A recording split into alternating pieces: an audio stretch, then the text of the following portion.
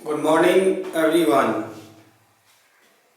और आज आपको हम कूलम्ब्स लॉ पढ़ाने जा रहे हैं। तो बेटा बहुत ही इम्पोर्टेंट टॉपिक है ये आपका, और इसका यूज मतलब समझिए कि मान सकते हैं कि पूरे फिजिक्स में होते रहेगा, आगे के चैप्टरों में भी। तो बहुत इम्पोर्टेंट टॉपिक है, बढ़िया से पढ़ना है। और हम आपको कमिटमेंट किए थे कि डिफिनेशन खुद लिखना है। देखिए आज हम लोग देखेंगे और एक फार्मूला भी प्रूव करना है। तो आज आपको हम सिखाएंगे वो स्टेप, उसके अनुसार आप इस फार्मूला को प्रूव करेंगे। सबसे पहले आप एक कॉपी और एक कलम, एक कॉपी और एक पेन ले लीजिए और तब आप इस वीडियो को देखिएगा। और जैसे जैसे मैं बेटा स्टेप समझाऊंगा उसको फॉलो कीजिएगा। हम लोग अभी तक पढ़े कि दो चार्ज बॉडी के बीच में फोर्स लगता है। जैसे एक पॉजिटिव चार्ज बॉडी ये, दूसरा ये पॉजिटिव चार्ज। तो ये पॉजिटिव चार्ज इस पर फोर्स इधर लगाएगा, रिपल्सिव। लेकिन कितना न्यूटन का फोर्स, क्वेश्चन ये राइज करता है। न्यूटन फोर्स का यूनिट होता है, आप जानते होंगे। तो ये चार्ज बॉडी इस पर कितना न्यूटन का फोर्स इधर लगाएगा, या ये निगेटिव चार्ज हो, ये निगेटिव चार्ज हो, इन दोनों के बीच की रिपल्सिव फोर्स लगेगा। तो ये चार्ज बॉडी इस पे फोर्स इधर कितना न्यूटन का लगाएगा, या यही बॉडी इस पर फोर्स इधर रिपल्सिव कितना न्यूटन का लगाएगा, या प्लस माइनस हो तो अट्रैक्टिव लगेगा।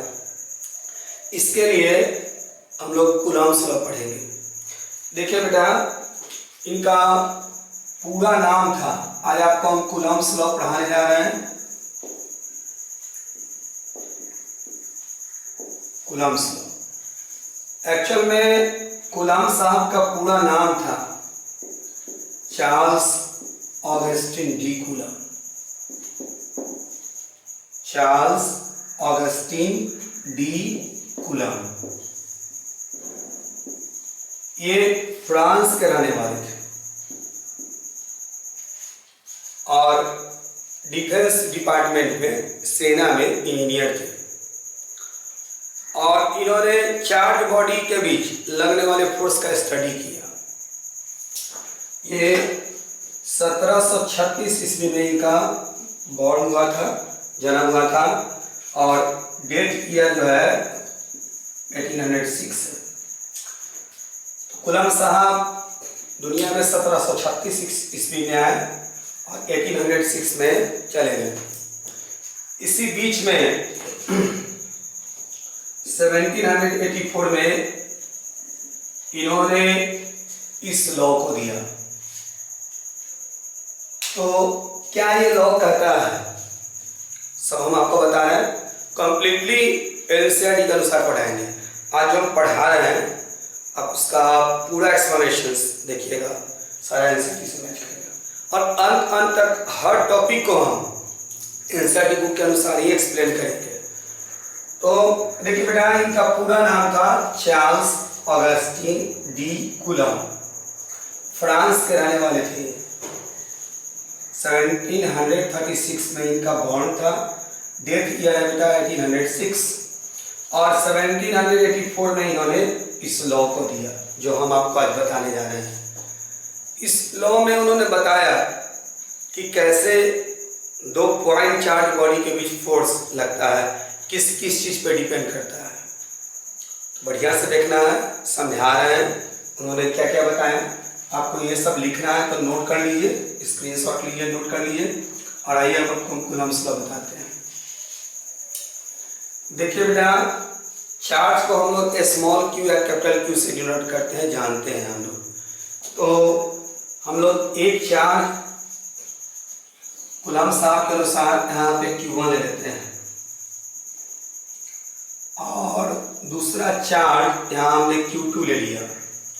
ये बेटा पॉइंट चार्ज है। What is the meaning of point charge? इसका जो साइज है चार्ज बॉडी का, वो इस सेपरेशन के तुलना में बहुत छोटा है। इसी को हम लोग पॉइंट चार्ज बॉडी कहते हैं। जैसे मान लीजिए ये स्फीयर है, स्फीयर यहाँ रखा हुआ है और उस स्फीयर का रेडियस 1 सेंटीमीटर है। इस स्फीयर का रेडियस मान लेते हैं कि 2 सेंटीमीटर है और इन दोनों के बीच का सेपरेशन ना 10 मीटर है। तो यहाँ से यहाँ तक का सेपरेशन बेटा 10 मीटर है। 10 मीटर के रिस्पेक्ट में जो इसका साइज है 1 सेंटीमीटर या 2 सेंटीमीटर, वो बहुत छोटा है, इसको हम लोग पॉइंट बॉडी कहेंगे, पॉइंट चार्ज बॉडी। तो यहाँ पे हम लोग 2 पॉइंट चार्ज बॉडी लिए, जिसके पास चार्ज है Q1 और Q2। साथ ही साथ दोनों चार्ज के बीच का सेपरेशन मान लेते हैं R। अब ये चार्ज बॉडी दोनों के बीच फोर्स लगेगा ही बेटा, तो जो दोनों के बीच लगने वाला फोर्स उसका मैग्नीट्यूड मान लेते हैं F। एक्चुअल में कूलम्ब साहब ने एक टॉर्सन बैलेंस होता है, टॉर्सनल बैलेंस, उस पर एक्सपेरिमेंट किया था और उन्होंने क्या कंक्लूजन निकाला वो हम आपको बता रहे हैं। उन्होंने पहले तो बेटा यहाँ लैंग्वेज लिख रहे हैं, आप खुद से लिखिए, हम आपको समझा रहे हैं। कॉपी खोलिए और पेन निकालिए और लिखना शुरू कीजिए। सबसे पहले तो आप हेडिंग बनाएंगे कूलम्ब्स लॉ, पहला स्टेप। उसके बाद बेटा यहाँ 5 लाइन छोड़िए, 5 लाइन छोड़ने के बाद ये फिगर ड्रॉ कीजिए। अब कहिएगा कि सर 5 लाइन आपने क्यों छुड़वाया, तो बेटा ये कूलम्ब्स लॉ है, उसका डिफिनेशन यहाँ लिखना है आपको, इसलिए हमने यहाँ पे 5 लाइन आपको छुड़वा दिया है। तो 5 लाइन छोड़ने के बाद ये फिगर ड्रॉ कीजिए, वीडियो पॉज कर लीजिए और फिगर ड्रॉ कर लीजिए। अब आगे बताते हैं नीचे क्या लिखना है। इसके नीचे लिखना है कि हम लोग 2 पॉइंट चार्ज बॉडी लिए, हेयर वी टेक कितने 2 पॉइंट चार्ज बॉडी, और पॉइंट चार्ज बॉडी के बगल में ब्रैकेट में लिख देना है कि पॉइंट चार्ज बॉडी के बारे में लिखना है कि किसे कहते हैं।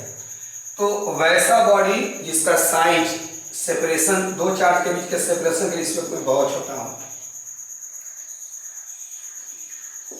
The body which size is very small respect to separation between them. तो देखिए बेटा, लिखना था शुरू में here we take 2 point charges body, उसके बाद ये लिखना है और आगे जोड़ना है ऑफ। तो इस पे चार्ज कितना है Q1, तो आगे लिखना है of charges Q1 and Q2, और दोनों के बीच का जो सेपरेशन है वो R है। R kept at separation small r, and और दोनों के बीच लगने वाला फोर्स का मैग्नीट्यूड, नॉट फोर्स, मैग्नीट्यूड की बात करेंगे, and magnitude of electric force is F। और नहीं तो दिक्कत है तो लाइन हम थोड़ा सा लिख देते हैं, here we take 2 point charge bodies. यहाँ पे हमने 2 पॉइंट चार्ज बॉडीज लिया और ब्रैकेट में हमने लिख दिया है द बॉडी विच साइज, वैसा बॉडी इसका साइज बहुत ही छोटा, दोनों के बीच के सेपरेशन के रिस्पेक्ट ऑफ चार्जेस। तो देखिए बेटा, इस पर चार्ज है Q1 एंड Q2 और इस पर है Q2, तो Q1 एंड Q2। साथ ही साथ दोनों चार्ज के बीच का सेपरेशन है R, तो लिख देते हैं कि सेपरेशन बिटवीन देम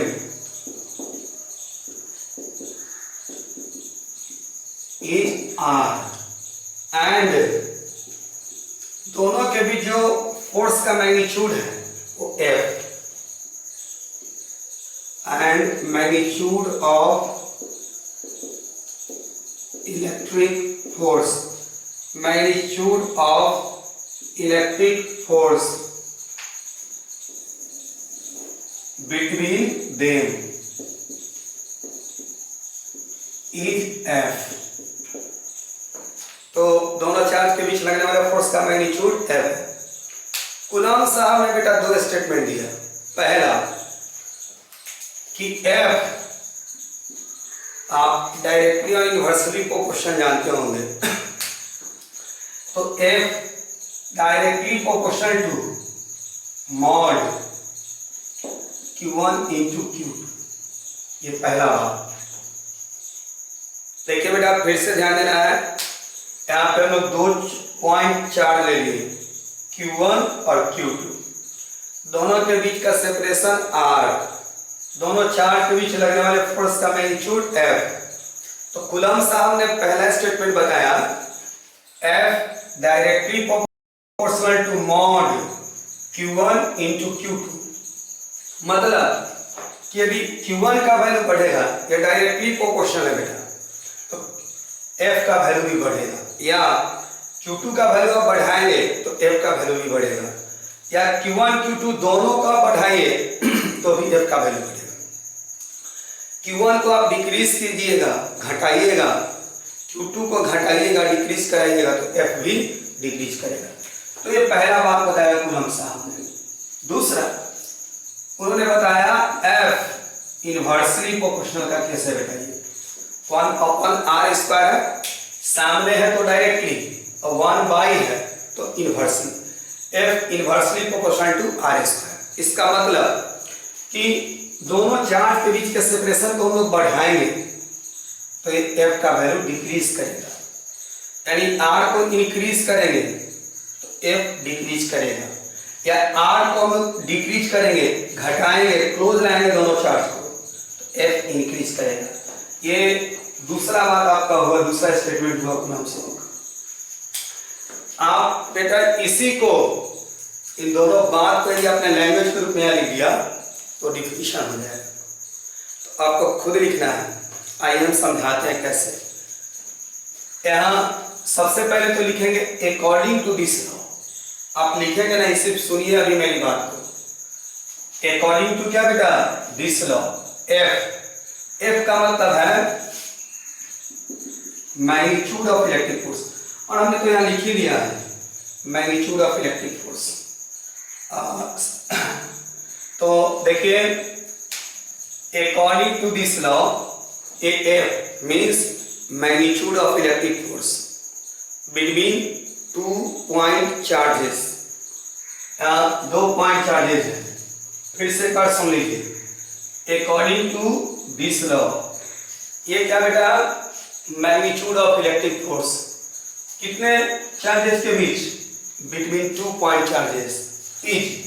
ये डायरेक्टली है कि इनवर्सली है, तो डायरेक्टली है बेटा, तो is directly proportional to, mod मतलब होता है मैग्नीट्यूड, मतलब निगेटिव वैल्यू नहीं होगा। ऐसे भी हम लोग जानते हैं कि फोर्स वेक्टर क्वांटिटी है, वेक्टर का मैग्नीट्यूड कभी निगेटिव नहीं होता है। तो हम लोग आगे लिखेंगे magnitude of electric force is directly proportional to magnitude, mod को हम लोग मैग्नीट्यूड कहेंगे, मैग्नीट्यूड ऑफ, यहाँ प्रोडक्ट है बेटा, गुना है, तो किसका प्रोडक्ट है, Q1 Q2 का। Q1 Q2 क्या है, चार्जेज है, तो डायरेक्टली प्रोपोर्शनल टू ये मैग्नीट्यूड, ये प्रोडक्ट, और किसका प्रोडक्ट, Q1 Q2 का, मतलब चार्जेज का। तो directly proportional to magnitude of product of charges, and ये बेटा इनवर्सली है, तो इनवर्सली प्रोपोर्शनल टू स्क्वायर है बेटा, देख लीजिए यहाँ पे किसका स्क्वायर है, R का। R है क्या, तो दोनों के बीच का सेपरेशन, तो inversely proportional to square of separation between them, दोनों के बीच का सेपरेशन है। तो यहाँ डिफिनेशन क्या होगा बेटा, एक बार बोलेंगे आप मेरे साथ। अकॉर्डिंग टू दिस लॉ, ये F magnitude of electric force, according to this law magnitude of electric force between 2 point charges is directly proportional to magnitude of product of charges and inversely proportional to square of separation between them. Full stop. ये Coulomb's law का definition हो गया, और हम उम्मीद करते हैं कि आप लिख लिए होंगे। नहीं लिखे होंगे तो कल फिर हम आपको लिखाएंगे। आप कमेंट सेक्शन में बोलिएगा हमको कि सर हमसे नहीं लिखाया। किसी भी स्टूडेंट्स को कोई प्रॉब्लम हो आप हमको कमेंट सेक्शन में डालिए बेटा, जरूर हम उसको सॉल्व करेंगे। मेरा प्रयास हमेशा रहा कि आपके हर प्रॉब्लम को हम सॉल्व करते जाएं। तो ये बात कुलम साहब ने कैसे ऑब्टेन किया, आइए हम आपको समझाते हैं। और ये पूरा एक्सप्लेनेशन आपके एनसीईआरटी में दिया गया है, इसलिए हम बता रहे हैं। सबसे पहले चार्ज के बारे में बताते हैं। उन्होंने क्या किया कि एक चार्ज स्फीयर ले लिया बेटा ऐसे, मान लीजिए इस पर चार्ज क्यू है और इतना ही बड़ा सेम मटेरियल का और भी अनचार्ज स्फीयर ले लिया। ये सब देख लीजिए, यस ध्यान से सुनना है बेटा। इसका साइड, इसका साइड, इसका साइड, इसका साइड सब बराबर है। इस पे चार्ज है क्यू, इस पे चार्ज नहीं है। तो कूलम्ब एक charge body, Coulomb takes a charge body of charge Q. They also take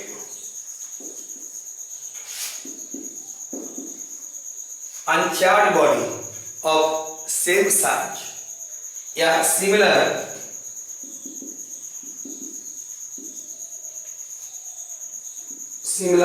uncharged body।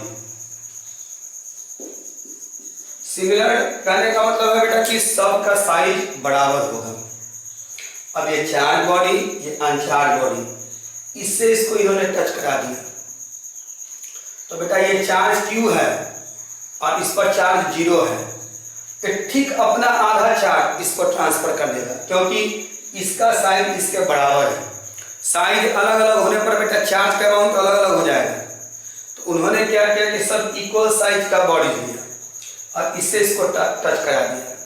तो व्हेन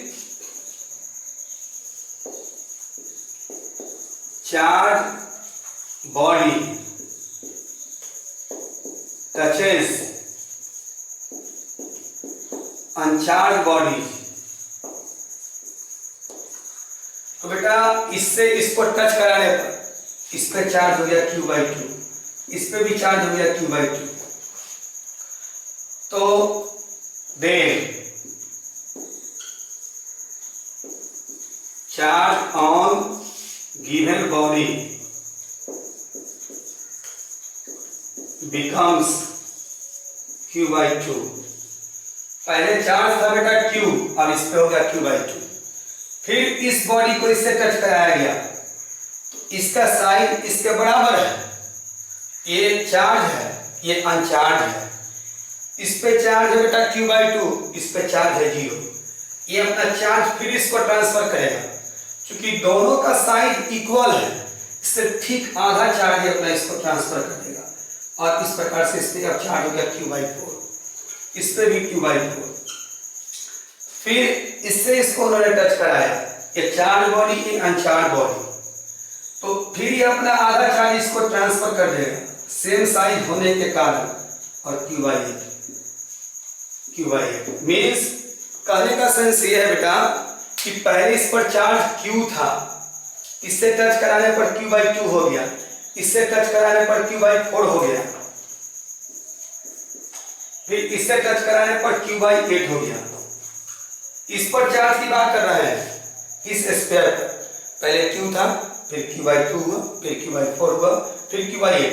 इस तरीका से उन्होंने चार्ज को वैरी किया और देखा कि जिस तरीका से उन्होंने चार्ज को वैरी किया है उसी प्रकार से फोर्स भी वैरी होने लगा।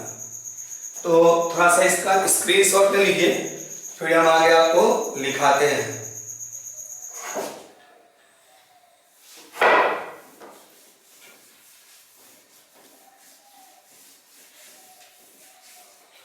अब देखिए बेटा, आप यहां तक पूरा लिख लिए होंगे, इसके बाद ये लिखना है आपको। तो इसमें इसमें और भी बात है। सो फोर्स बिकम्स, जब चार्ज Q1 Q2 था मतलब इस पर Q था तो फोर्स F था। चार्ज हो गया Q/2 तो फोर्स हो गया F/2। चार्ज हो गया Q/4 तो फोर्स हो गया F/4। फोर्स डायरेक्टली प्रोपोर्शनल है चार्ज के। F/2, F/4, F/8 and so on.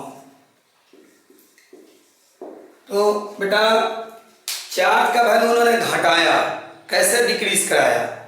Charge और अनचार्ज बॉडी को टच करा करके, सेम साइज के बॉडी को टच करा करके, ताकि ठीक आधा चार्ज, हाफ चार्ज का ट्रांसफर हो जाए। और चार्ज Q से Q/2, Q/4, Q/8 हुआ तो फोर्स भी F से F/2, F/4, F/8 हो गया। मीन्स Q चार्ज के लिए फोर्स F। जब चार्ज Q/2 हो गया, आधा, हाफ, तो फोर्स भी हाफ हो गया। जब चार्ज Q/4 हो गया तो फोर्स भी F/4 हो गया। देखिए बेटा, चार्ज पहले Q था, फिर Q/2, फिर Q/4, फिर Q/8। चार्ज डिक्रीज कर रहा है तो फोर्स भी क्या कर रहा है बेटा? डिक्रीज कर रहा है। तो इससे रिलेशन उन्होंने निकाला कि F directly proportional to Q। Directly proportional में दोनों क्वांटिटी या तो इंक्रीज करे या दोनों क्वांटिटी डिक्रीज करे। तो यहाँ दोनों क्वांटिटी डिक्रीज कर रहा है, तो इसी के बेसिस पे उन्होंने ये रिलेशन बताया। अब बारी है सेपरेशन का, आर्क। उन्होंने क्या किया? दे ऑल्सो चेंज्ड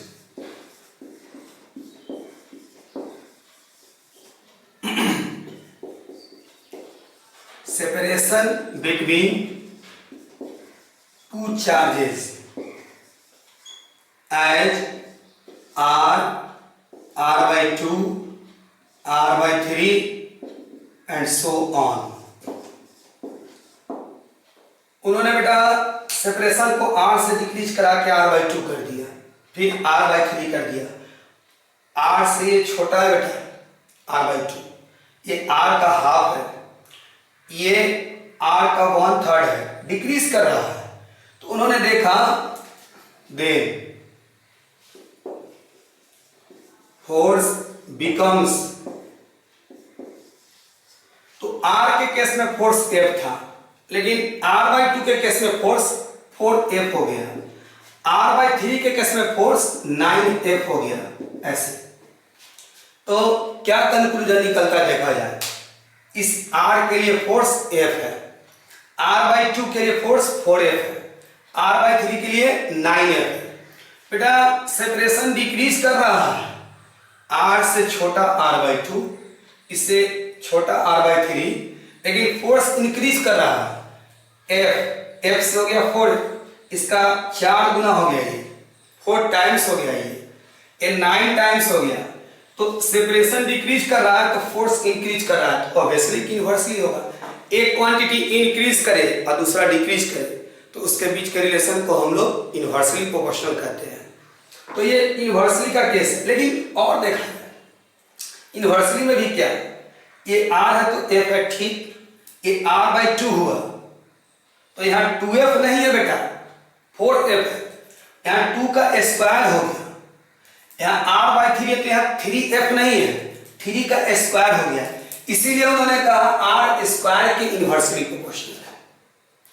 तो आप इसको नोट करने के बाद ये नोट करेंगे बेटा, और फिर ये नोट कर लीजिए, तब हम आगे आपको इस फॉर्मूला को आगे स्टेब्लिश करते हैं। आइए बेटा इन दोनों को कंबाइन कर लेते हैं और इससे हम लोग को एक फॉर्मूला मिलेगा। तो चलिए इसको आगे बढ़ाते हैं। Combining relation first and second, ये जो है बेटा रिलेशन फर्स्ट है और ये रिलेशन सेकेंड है, दोनों को कंबाइन कर देते हैं। यहाँ F, यहाँ भी F, तो यहाँ F है, यहाँ F है, तो कंबाइन करेंगे बेटा तो यहाँ F ही लिखाएगा। और अब इसके बारे में एक्चुअल में लॉ ऑफ प्रोपोर्शन है, 11 का जब हम वीडियो डालेंगे तो आप देख सकते हैं, मैथमेटिकल टूल्स में हमने इसको बताया है। तो एफ यहाँ वैरिज का साइन है, यहाँ वैरिज, तो यहाँ वैरिज। यहाँ है मॉड में Q1 Q2 इंटू यहाँ 1/r², तो यहाँ 1/r²। हमने दोनों को कंबाइन करके लिख दिया बेटा। यहाँ f तो यहाँ f, यहाँ मॉड Q1 Q2 तो वो हमने लिखा इंटू 1/r²। ये लॉ ऑफ प्रोपोर्शन कहता है कि ये मल्टीप्लाई हो जाता है। और बराबर में लाने के लिए एक कांस्टेंट देंगे k। इक्वल करने के लिए बेटा हम लोग कांस्टेंट डालते हैं, तो यहाँ भी हम लोग कांस्टेंट डालेंगे k और मॉड Q1 Q2 को 1 से मल्टीप्लाई कर देंगे, तो हो जाएगा mod Q1 into Q2 by r²। इस तरीका से एक फॉर्मूला हम लोग का एस्टेब्लिश हो गया। और यहाँ के ना एक कांस्टेंट है। और वैक्यूम के लिए, वैक्यूम मतलब वैसा प्लेस जहाँ पर कुछ भी कोई मटेरियल नहीं हो, यहाँ तक कि हवा में नहीं, वैसा जगह जहाँ पे कोई पदार्थ नहीं, कोई मटेरियल नहीं हो, हवा में नहीं, उसको हम लोग वैक्यूम कहते हैं। तो hair K is a constant and for vacuum its value is, vacuum के लिए बेटा इसका वैल्यू होता है 9 इंटू 10⁹ न्यूटन मीटर स्क्वायर पर कूलम स्क्वायर। आप ये कैसे हुआ समझ लेंगे, थोड़ा सा आइए सबका यूनिट लिखा है। ये फोर्स तो न्यूटन होगा बेटा, Q1 चार्ज कूलम, इंटू में Q2 भी चार्ज तो कूलम, तो coulomb into coulomb, coulomb square हो जाएगा। इसका न्यूटन हुआ, इसका कूलम स्क्वायर हुआ, और आर सेपरेशन है, इसका मीटर होता है तो मीटर स्क्वायर हो जाएगा। मतलब यूनिट में इसका न्यूटन, इसका कूलम स्क्वायर, इसका मीटर स्क्वायर। तो बेटा इस मीटर स्क्वायर को इधर ले आएंगे तो हो जाएगा न्यूटन इंटू मीटर स्क्वायर, वही हमने लिखा है न्यूटन मीटर स्क्वायर। और ये वाला कूलम स्क्वायर को डिवाइड में ले आएंगे, कूलम स्क्वायर, इससे के का यूनिट निकल गया। चलिए और इसको आगे बढ़ाते हैं। बट बेटा इसको के के फॉर्म में नहीं रखा गया, इसमें मॉडिफाई किया गया, चेंज किया गया। क्या चेंजिंग है वो ध्यान देंगे। हेयर के इज written as 1/4πε0। अब आप कहेंगे कि के को आपने इतना क्यों लिखा, तो आइए हम इसको समझा रहे हैं।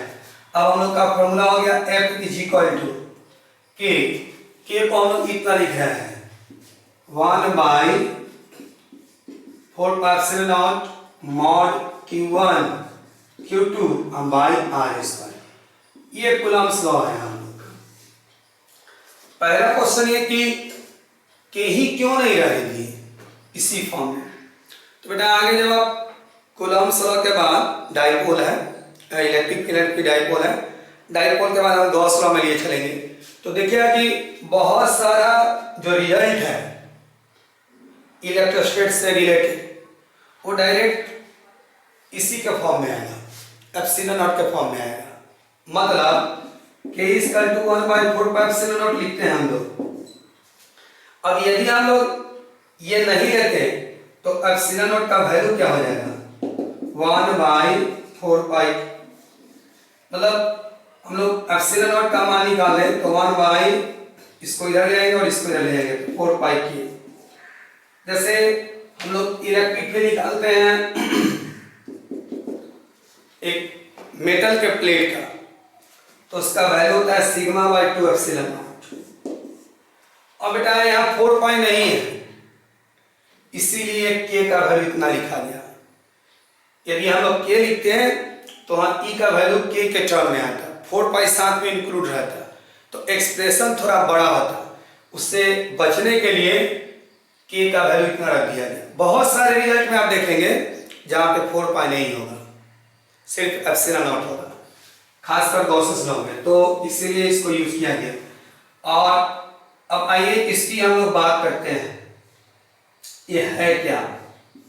आइए, जैसे हम लोग का हिंदी अल्फाबेट है क ख ग, सिमिलरली इंग्लिश अल्फाबेट है ए बी सी डी, ये सब उसी प्रकार से ये ग्रीक अल्फाबेट है बेटा, एप्सिलॉन इसको हम लोग पढ़ते हैं।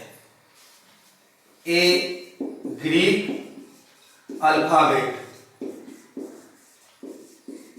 ग्रीक का अल्फाबेट है अल्फा बीटा गामा डेल्टा, ऐसे करके पढ़ते गया है। 24 है बेटा, 24 स्मॉल 24 कैपिटल, उन सभी का यूज फिजिक्स में होता है। आपको इसके बारे में भी जानना है तो ना मेरा मैथमेटिकल टूल्स का जो वीडियो अपलोड होगा उसमें आप देख लेंगे, पहला वीडियो में रहेगा ये। एक ग्रीक अल्फाबेट, और इसको हम लोग पढ़ते हैं रीड एज एप्सिलॉन, और बेटा इसका सफिक्स में जीरो लगा हुआ है, तो इसको हम लोग एप्सिलॉन जीरो नहीं, एप्सिलॉन नॉट नहीं है बेटा, NOUGHT, एप्सिलॉन नॉट, ये पढ़ते हैं हम लोग। और इस तरीका से हम लोग का फॉर्मूला ये हो गया। और एप्सिलॉन नॉट के बारे में हमने आपको लिख दिया, एप्सिलॉन नॉट पढ़िएगा इसको। इसमें और भी थोड़ा सा बात है, इस एप्सिलॉन नॉट को ना हम लोग परमिटिविटी कहते हैं।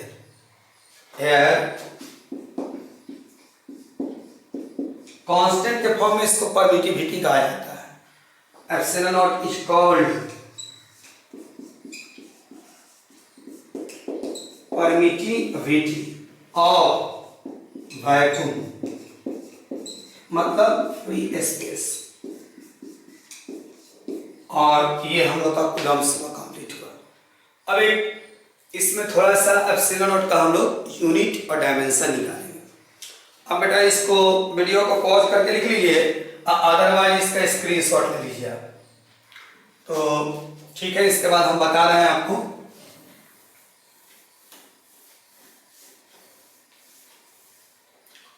यूनिट एंड डायमेंशन ऑफ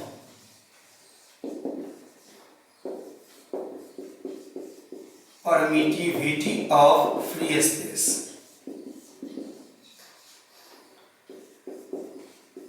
मतलब एप्सिलॉन नॉट की बात हो रही है। F इज इक्वल टू हम लोगों ने देखा 1/4 naught mod Q1 Q2 by are square. इस एप्सिलॉन नॉट को इधर ले आते हैं बेटा, 1/4 पाई तो है, F को इधर ले आते हैं डिवाइड में, mod Q1 Q2 by are square.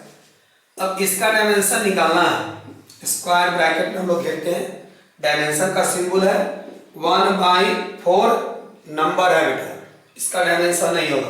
पाई भी नंबर है, 22/7 इसका वैल्यू होता है, इसका भी डायमेंशन नहीं होगा। F मीन्स फोर्स, और फोर्स का डायमेंशन होता है ML(T-2). Q1 चार्ज, तो चार्ज का हमने डायमेंशन पढ़ाया था, अब वीडियो लेक्चर 5 में पहला नंबर प्रॉपर्टीज देखिएगा। तो इसका डायमेंशन होता है बेटा IT। Q2 भी चार्ज है तो उसका भी डायमेंशन सेम IT ही होगा, और R है सेपरेशन करके इसका L²। अब देखिए इस पूरे एक्सप्रेशन में एक जगह M है डिनोमिनेटर में, और इसका पावर 1 छुपा हुआ है, ऊपर जाके M-1, ये L और L² मल्टीप्लाई होकर के LQ हो गया, और कहीं L नहीं है, ऊपर जा करके ये L का पावर -3 हो जाएगा, ये डिनोमिनेटर में था। और बेटा T की बाई है, T में T से मल्टीप्लाई कीजिए, यहाँ दो जगह T है तो ये T², और T का पावर -2 डिनोमिनेटर में है, ऊपर जाकर प्लस हो जाएगा, तो T का पावर 4, और एक I फिर दूसरा I मल्टीप्लाई में तो I²। बेटा ये एप्सिलॉन नॉट का डायमेंशन हो गया। ये बार बार board exam plus competitive exam में भी पूछा है कि what is the dimension of permittivity of free space epsilon naught, या इसका यूनिट भी पूछा है बार बार, तो थोड़ा ध्यान रखिएगा, एक इंपॉर्टेंट पॉइंट है। और SI यूनिट की बात करते हैं बेटा, इक्वल टू, चलिए इसमें हम लोग देखते हैं 1/4 पाई अंक है इसका, तो डायमेंशन नहीं होगा, 1/F मीन्स फोर्स, इसका न्यूटन होता है, इंटू Q1 चार्ज है बेटा कूलम, Q2 भी चार्ज है कूलम, हमारी R है सेपरेशन तो मीटर, और R स्क्वायर है तो मीटर पर भी स्क्वायर। आप इस तरीका से coulomb square by C into C C square N में मल्टीप्लाई कर दिए तो N M स्क्वायर डैश दे दिए बेटा। और इसको हम लोग ऐसे भी लिख सकते हैं coulomb square by newton metre square. ये इस यूनिट हो गया एप्सिलॉन नॉट का। तो आज कूलम्स लॉ में इतना ही रहने देते हैं, और बेटा कल हम इसका वेक्टर फॉर्म पढ़ाएंगे, साथ ही साथ प्रिंसिपल ऑफ सुपरपोजिशन मतलब फोर्स बिटवीन मल्टीपल चार्जेस, बस इलेक्ट्रिक फोर्स का कहानी खत्म। तो आइए एक बार हम लोग रिवाइज कर लेते हैं। आप इसको स्क्रीनशॉट लेकर के लिख लीजिए, फिर हम आज रिवीजन करवा देते हैं कूलम्स लॉ को बस थोड़े से समय में।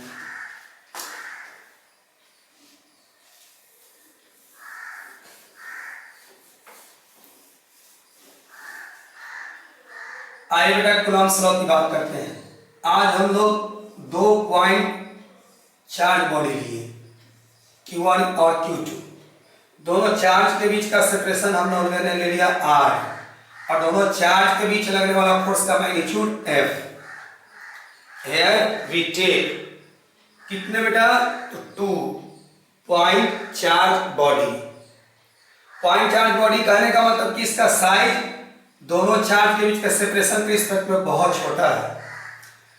तो फिर से एक बार here we take 2 point charge body of charges कितना Q1 कॉमा कितना बेटा Q2 कॉमा सेपरेशन कितना R between them and magnitude of electric force is F। Coulomb साहब ने पहले बताया F value is mod Q1 Q2, फिर उन्होंने बताया F R square first and second. तो इन दोनों बात को हम लोग लैंग्वेज में लिखे, that will be the definition of Coulomb's law. According to this law F magnitude of electric force बेटा, डायरेक्शन इसमें अभी नहीं लगाया हम, फोर्स वेक्टर है उसका सिर्फ मैग्नीट्यूड है, और ये डायरेक्टली प्रोपोर्शनल है। मॉड मीन्स हो जाता है मैग्नीट्यूड, बीच में है प्रोडक्ट Q1 Q2 माने charges. According to this law magnitude of electric force between 2 point charges, 2 point charges है बेटा, इज डायरेक्टली प्रोपोर्शनल टू, ये हो गया magnitude of product of charges, and ये इनवर्सली का केस है, inversely proportional to square of separation. R है बेटा दोनों चार्ज के बीच का सेपरेशन है, square of separation between them, और इन दोनों को हम लोग मिला देते हैं combining relation first and second, mod Q1 Q2 into 1 by are square. और अगले स्टेप में ये प्रोपोर्शन का साइन है बेटा, इक्वल करने के लिए के कांस्टेंट डाल देंगे, K is a constant and for vacuum its value is 9 into 10 to the power 9 newton metre square पर कूलम स्क्वायर। और इस K को हम लोग बेटा आगे के स्टेप में ऐसे भी लिखते हैं, K is written as 1 by 4 pi epsilon naught। ये 4 pi epsilon naught के फॉर्म में इसलिए लिखा गया है कि फिजिक्स में बहुत सारा रिजल्ट इलेक्ट्रोस्टैटिक में देखिएगा वो डायरेक्ट एप्सिलॉन नॉट के फॉर्म में आता है, इसीलिए ऐसा किया गया है। और इस प्रकार से F इज इक्वल टू हो गया 1 बाई, इसके क्या जगह प्रोडक्ट लेंगे 1 by 4 pi epsilon not mod Q1 Q2 by R square. ये हम लोग का कूलम्स लॉ फिनिश। इसमें पहले K का यूनिट हमने लिखा है न्यूटन मीटर स्क्वायर पर कूलम स्क्वायर। सिंपल है बेटा, इसका न्यूटन इसका कूलम इनटू कूलम दोनों ही चार्ज है, कूलम स्क्वायर इसका मीटर स्क्वायर, मीटर स्क्वायर इधर आके मल्टीप्लाई में होगा तो जगह न्यूटन मीटर स्क्वायर एक डिवाइड में आया तो कूलम स्क्वायर, किसका यूनिट निकल गया K का, वही हमने लगाया है। और इसको एप्सिलॉन नॉट को ना हम लोग ये एक ग्रीक अल्फाबेट है बेटा, इसको हम लोग रीड करते देखिए लिखा हुआ है एप्सिलॉन और सफिक्स में 0 लगा दिया गया तो इसको पूरा करके एप्सिलॉन नॉट। और एप्सिलॉन नॉट को हम लोग परमिटिविटी ऑफ वैक्यूम या फ्री स्पेस कहते हैं, कांस्टेंट है ये। और इसका हम लोग डायमेंशन निकालें तो एप्सिलॉन नॉट को इधर ले गए तो यहाँ एप्सिलॉन नॉट और एफ को इधर ले आए बेटा एफ। अब एफ का होता है 1/ml t-2। Q1 है चार्ज इसका IT, Q2 भी चार्ज है इसका IT, सेपरेशन का L²। ये m ऊपर जाके m माइनस L में L स्क्वायर से मल्टीप्लाई होके LQ है डिनोमिनेटर में है, ऊपर जाएगा तो -3, t का पावर -2 ऊपर जाकर +2 और t² ऑलरेडी पहले से अवेलेबल t4 और I²। और इसके यूनिट की बात करेंगे तो देखिए बेटा 1/फोर्स, फोर्स का हो जाएगा न्यूटन। Q1 है चार्ज कूलम, Q2 भी चार्ज कूलम, R है सेपरेशन मीटर और R² है तो मीटर स्क्वायर, यानी कूलम इंटू 1 हो जाएगा coulomb square by newton metre square. इसको हम ऐसे भी लिख सकते हैं कूलम स्क्वायर पर न्यूटन मीटर स्क्वायर। तो आज तक इतना ही, और बेटा आप पूरे वीडियो को देखिए, हम आपको समझा रहे हैं, कल कुछ मोटिवेट भी करेंगे। आप अच्छे से पूरी वीडियो को देखिएगा तो ट्रस्ट कीजिए आपका 12 हो, जेईई मेंस हो, नीट हो बेटा, सब अच्छा जाएगा। और आपसे प्रॉब्लम खुद बनेगा, डिफिनीशन खुद लिखाएगा, सारा का सारा क्वेश्चंस किसी स्टेट बोर्ड का हो या सेंट्रल बोर्ड का हो, CBSE या ICSE, सब आप बना दीजिएगा। बस इतना ही, बेस्ट ऑफ लक और मेहनत करते रहिए आप।